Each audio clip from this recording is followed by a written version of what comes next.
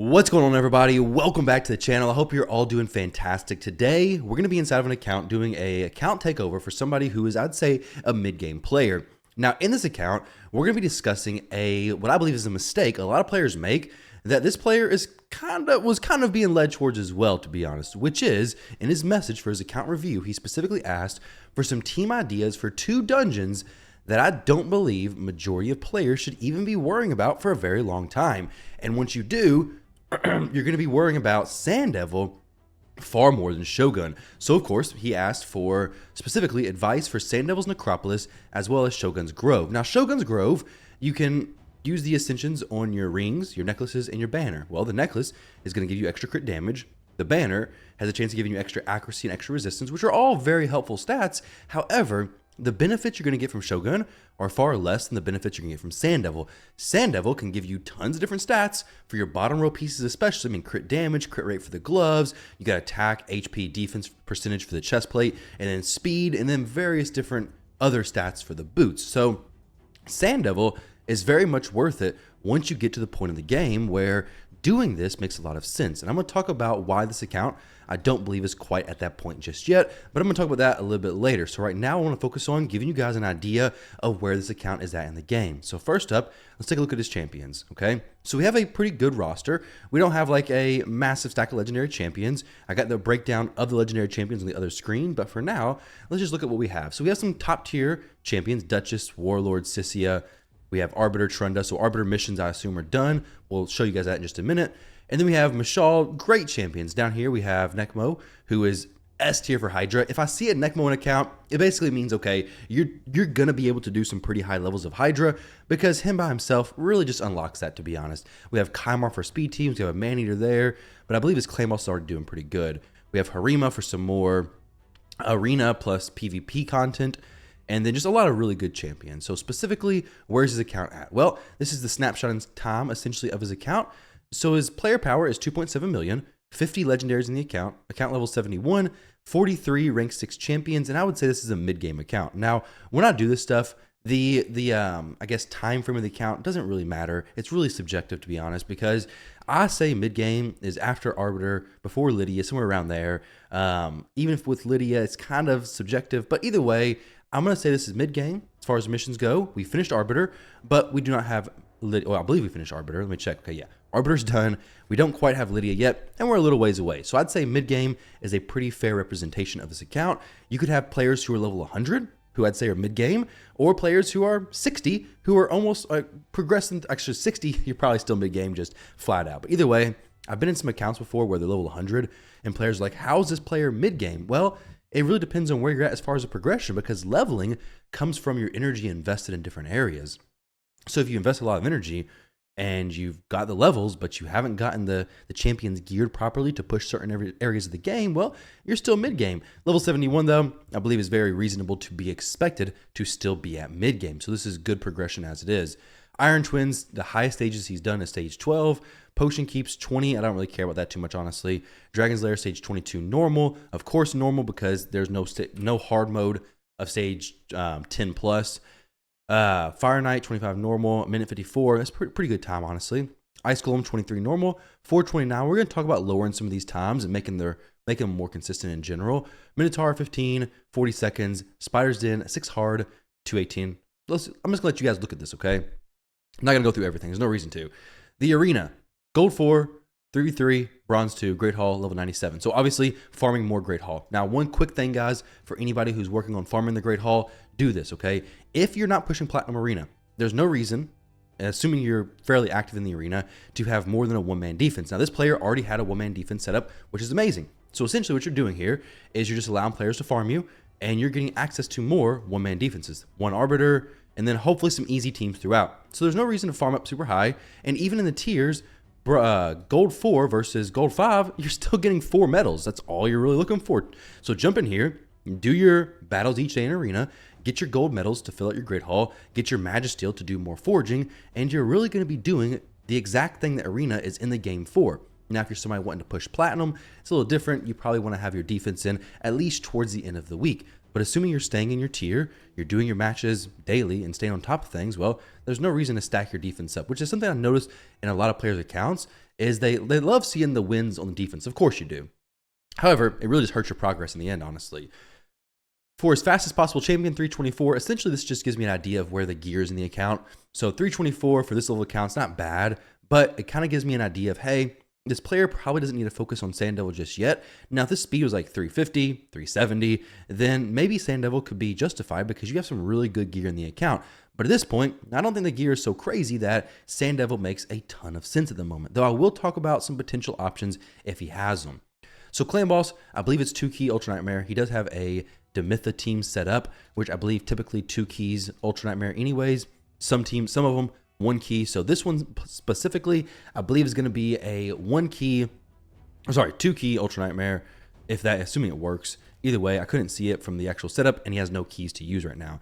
So let's do that breakdown. So this gives you an idea of where his account is a little bit better. Doom Tower has not cleared hard and clears some rotations on normal, still working through the fragments, and some notes I have down here as well. Now, before we do this, let's look at the gearing suggestions in general.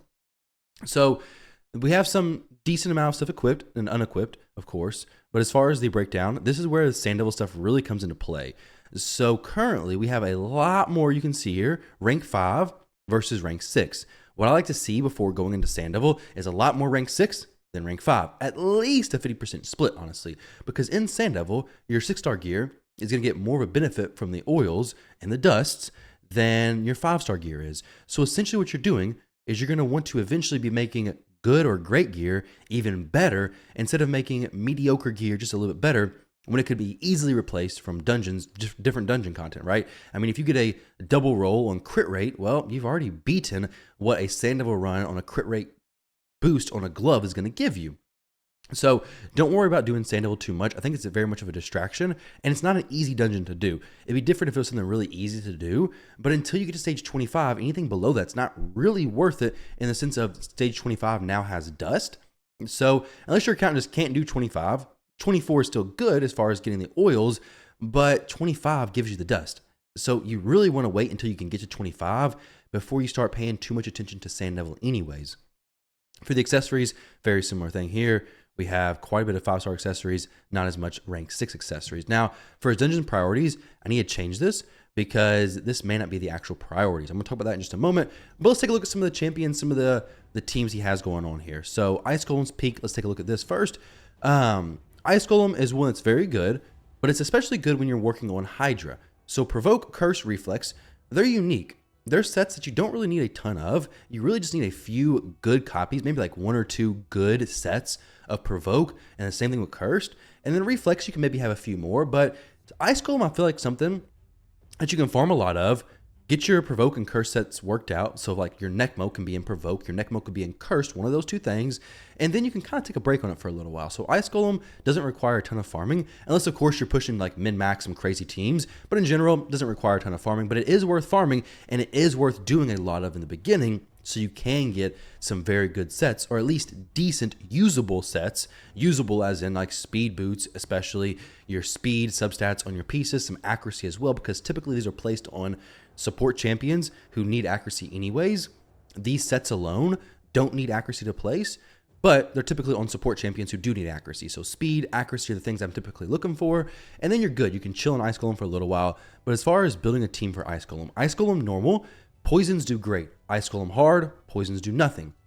So if you're building a hard mode team, it's strictly HP burn. Thankfully, regular Ice Golem also does good with HP burn as well. So you could build an HP burn team similar to something like this, Walking Tomb Dring as well as Sissia. You are activating the burns, getting through the waves a little bit quicker. But honestly, if you could push to hard mode Ice Golem, I think the teams he has would do as well, or maybe even better than they would on normal. Just because the mechanics are very similar and you're not leaning into poisons very much anyways right now. So the team's going to translate to hard very easily. So if you could push up to any stage on hard mode, you're going to start getting mythical gear from there, which any mythical gear is better than no mythical gear. So if you're able to push up here, do it. But it only makes sense if you're able to do it in a relatively fast time and consistent as well. So when it comes to a team, of course, we have the Hell Hades Optimizer. So open that up, go through and look at what teams are used with your champions from your account. Super easy, super simple to do. I'll go ahead and open up the optimizer from here. There we go. We can go to Team Optimizer, Ice Golem. Just for you, whenever you're in your account, you can do this, okay? Makes it super simple. Open the optimizer, come in here. Okay, We want to see at least 100 battles. We want it to be at least 95% consistent. 94%, that's fine. There's going to be no manual teams, hopefully, anyways. And let's see what we have going here. Probably like a Theodore Dring team. I know there's teams that can do this. It may just be going slow at the moment. Loading suggestions. All right, let's see if we got anything. Okay, nothing's popping up. For some reason, it's going a little slow. Maybe my internet. Maybe the optimizer's having some problems this morning. Let's go 50 battles. Okay, here we go. Bad L. Bad L can actually solo stage 25. So you can have Bad L do stage 25 by himself, or if you want a speed team, and then of course you bring in a team like this. 48 seconds, bada bing, bada boom, you get through it pretty quickly. So Bad L, like I said, he can solo it.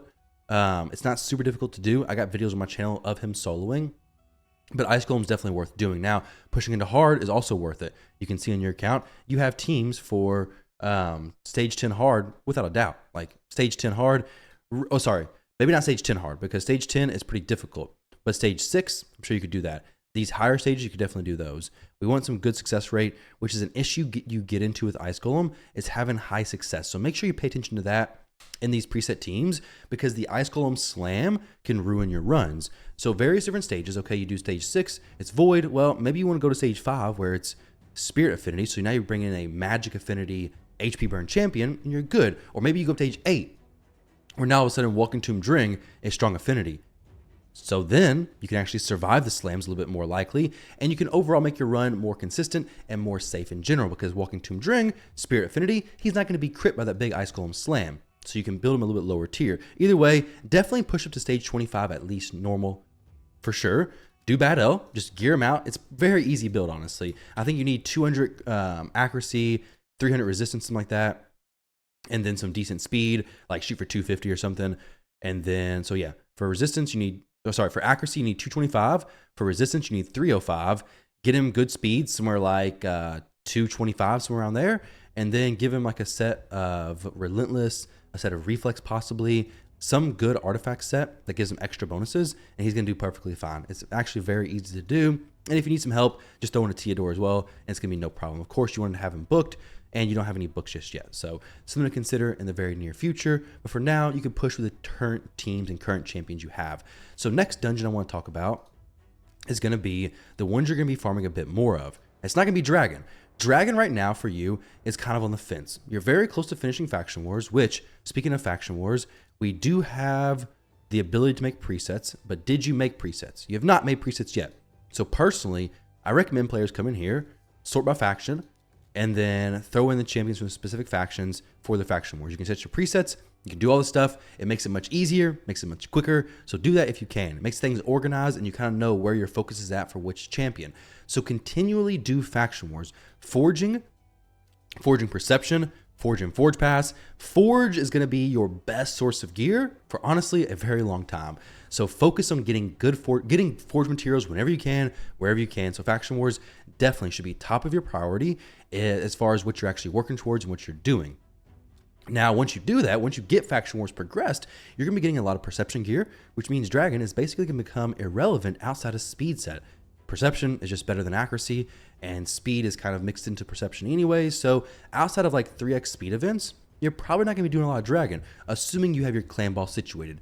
The other thing that's kind of beneficial from Dragon sometimes is Toxic, and then possibly Lifesteal every now and then. I've been using a little bit on my account for my Inquisitor Shamel on Hydra, but that'll be for a different video. Either way, Dragon really loses its value once you get Faction Wars doing perception farming, essentially. So after Dragon, since Dragon's not going to be a huge priority, what is going to be a priority? Well, Fire Knight. Fire Knight is one of those dungeons where, unlike Ice Golem, where a few good sets is all you really need, Fire Knight, you need good sets and a ton of them. So specifically, you need a ton of Savage. Regeneration could maybe be comparable to Provoke and Cursed in a way, as far as like you just need a few really good sets, but Regeneration is actually used a lot more than Provoke or Curse. At least for my account it is, because if you're going for solo champions, if you're going for Godseeker strategies, various different champions can get a lot of benefit from Regeneration gear, but even more so, tons of champions are going to benefit from Savage. There are so many champions in your account, so many damage dealers who would increase tenfold if you were able to gear them with Savage. Your Trunda, amazing. She becomes incredible after she gets geared with Savage. Your Mashald becomes incredible after he gets geared with Savage. doesn't need lifesteal because he actually places leech anyways. Your, let's see, Genbo, amazing once he gets gear with Savage. So right now, Fire Knight, without a doubt, should be your #1 dungeon farming priority because Fire Knight is going to give you the most upgrades to the most champions you have. You don't need Sand Devil because you need better Savage gear to then eventually dust and eventually oil up, of course. I mean, dusting is bound to happen, right? So this is actually a pretty accurate dungeon breakdown. Fire Knight is #1 priority because you need so much Savage gear, you need so much regeneration, but more Savage and regeneration is going to come alongside it as well.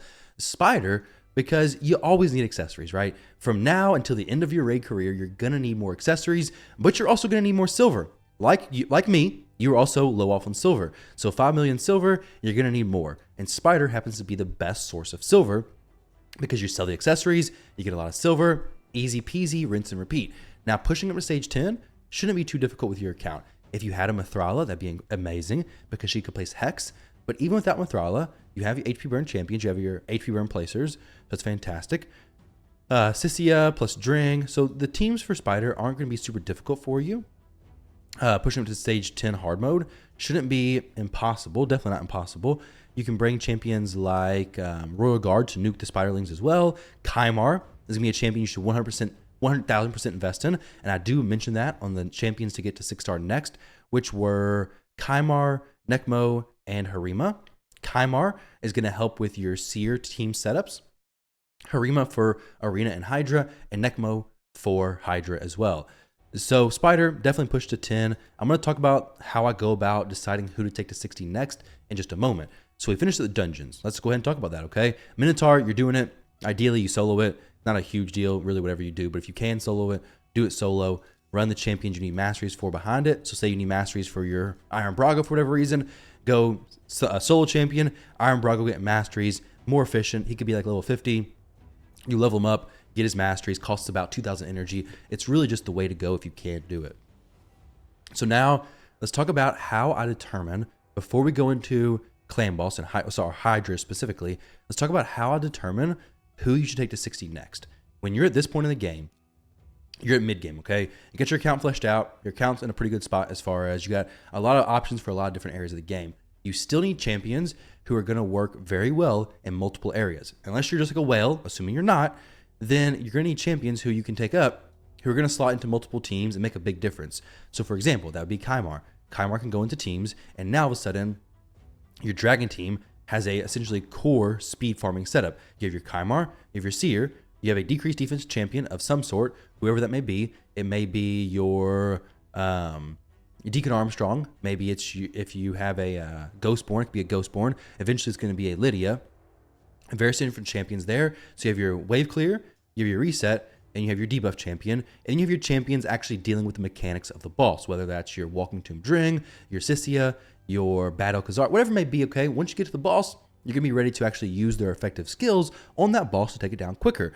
Or on Spider, it's going to be your Kymar, it's going to be Sissia, plus maybe Walking Tomb Dring, and then maybe a protection type champion like a Duchess. So now your Duchess protects everybody.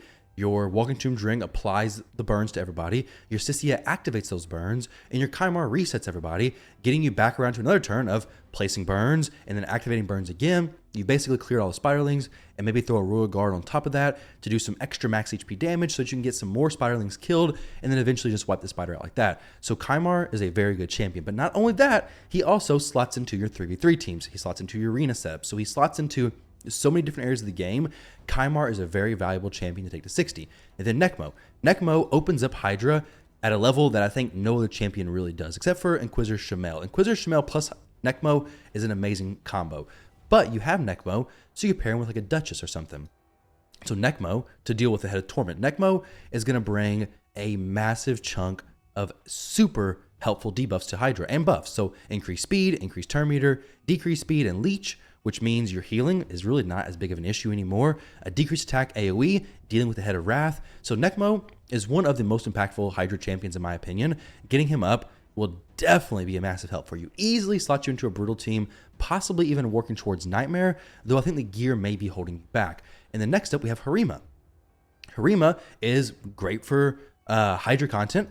A lot of people don't use her there as much as they probably should, but she has an AoE provoke, which means you're going to get a better chance of getting provoke applied to the Head of Decay, She hits pretty hard. She has a decreased attack as well that has a chance of placing it on all other enemies for 2 turns if this attack is critical. So an AoE decreased attack, very good for the Head of Wrath, and then just overall very solid damage.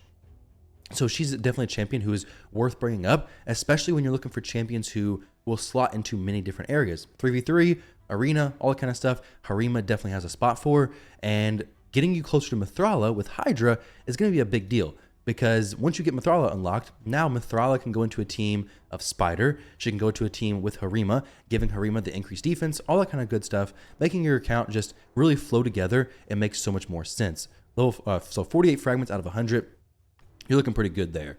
So we talked about the dungeons, we talked about faction wars, we talked about arena, clan boss. I want to go into dungeons real quick and take a look at Fire Knight. So since I mentioned Fire Knight being your most important dungeon to actually farm, I want to talk about some teams you can do for here.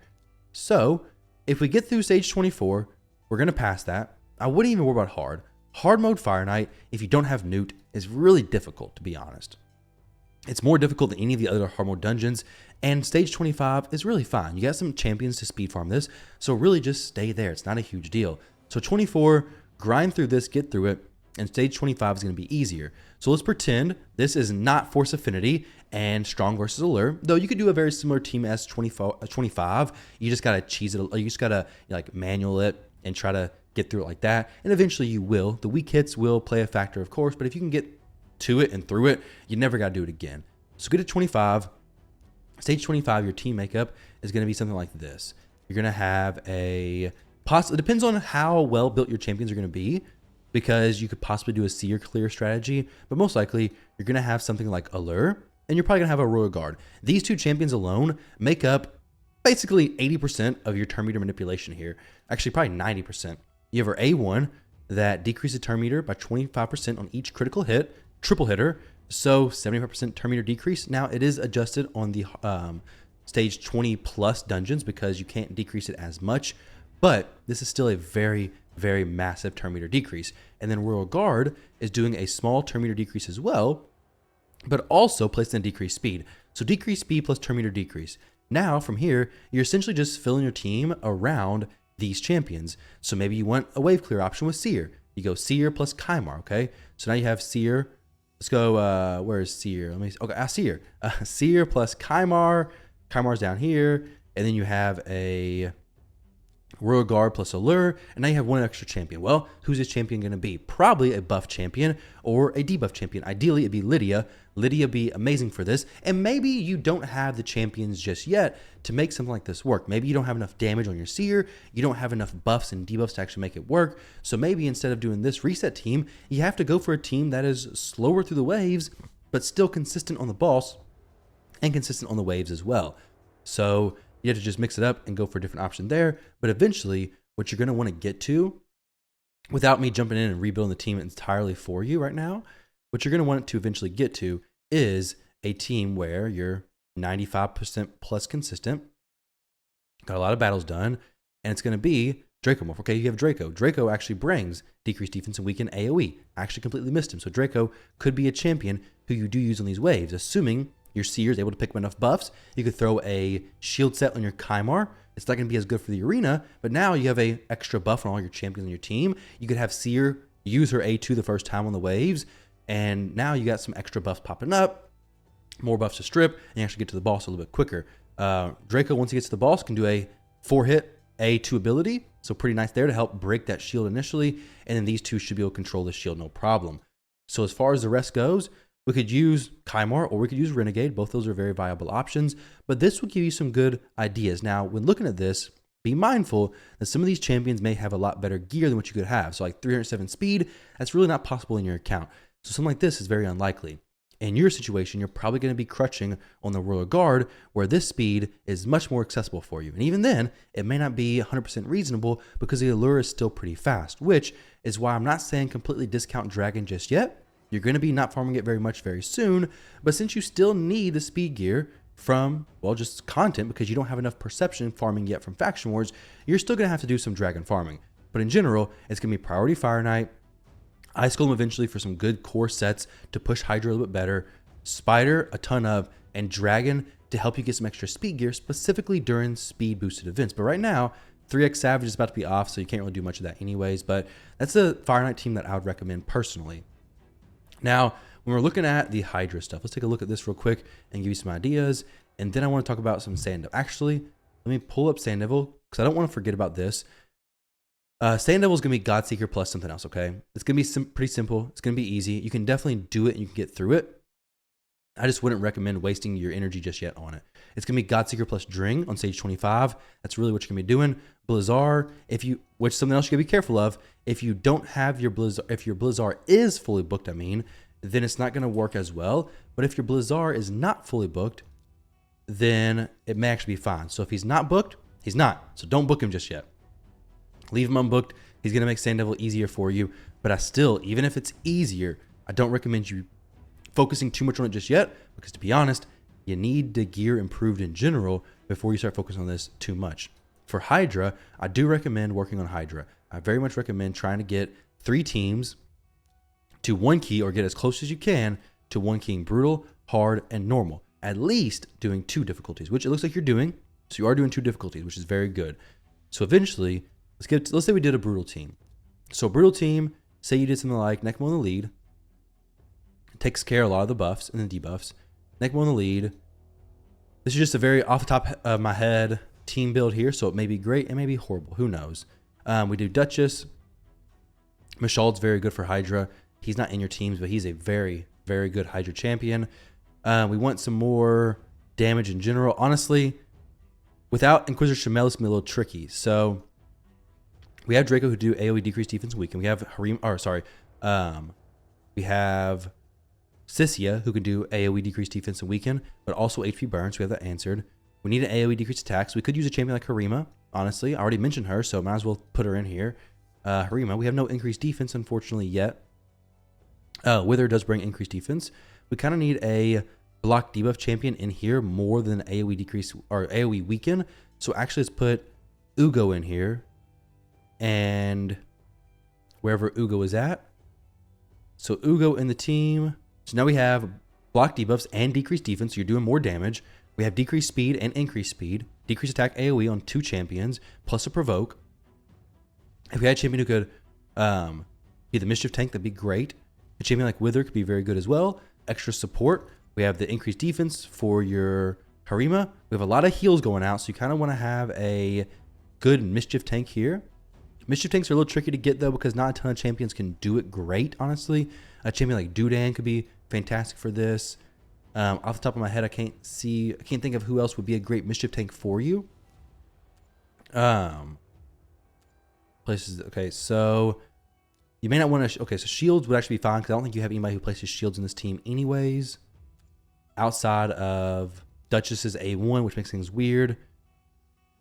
So in this situation, you may have to get creative with the whole setup here, as far as who's going to mischief tank, because mischief tanking is still somewhat of an issue, because if the head of mischief is just taking your turn meter, taking your buffs all the time, it is going to be frustrating, it's going to be annoying. You could run a champion like Lady Kimmy, possibly even instead of Necmo, just for the decreased accuracy and the increased accuracy, and then kind of run a decent resistance on everybody.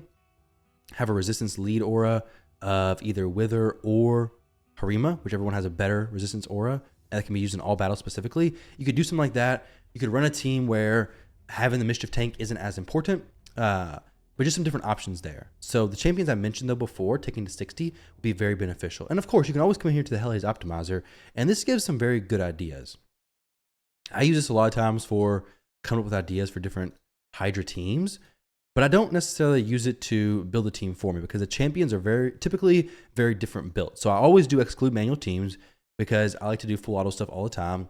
Now this team right here, I can tell you, is going to be probably too difficult for you to build because of the stats needed to keep him alive consistently. And the Duchess, just the entire build is probably going to be pretty difficult. So this one, you have various different ones that may be more achievable, and maybe the Rathalos team is achievable. But Rathalos is just a champion who I've had difficult having a ton of success on full auto with, just because of how weird this kid is. There we go. Very high builds on Rathalos, so something to consider. But some of these other teams are doable. Now, with that said, they're going to be relatively difficult for you to build probably as well, because they're still fairly high stats. The Harima build, stuff like that, could probably work very solid for you for Hydra. But either way, essentially what you're going to be focusing on is getting your faction wars done, farming a lot of Fire Knight to push up better Savage gear, get into farming a lot of Spider, do a little bit of Dragon, a little bit of Ice Golem to get your core sets done for Hydra eventually, and then do your Dragon specifically when there's extra speed boosted events going on, because you really just need speed gear from Dragon. I'm talking about all this gearing stuff before I even jump into the actual builds of your champions, but your builds, when I looked at them, looked pretty decent. I will jump over there and talk about those in just a moment, but this is what I said as far as the champion stake to 60 and your overall suggestions, and the gearing suggestions are right here. I'm not going to go over this just yet. If you're watching the video, you can just pause the video. And if you're Rango, then you can obviously look at the spreadsheet I sent you. So as far as the champion builds, like I said, they didn't look bad, but they were missing out on max potential essentially.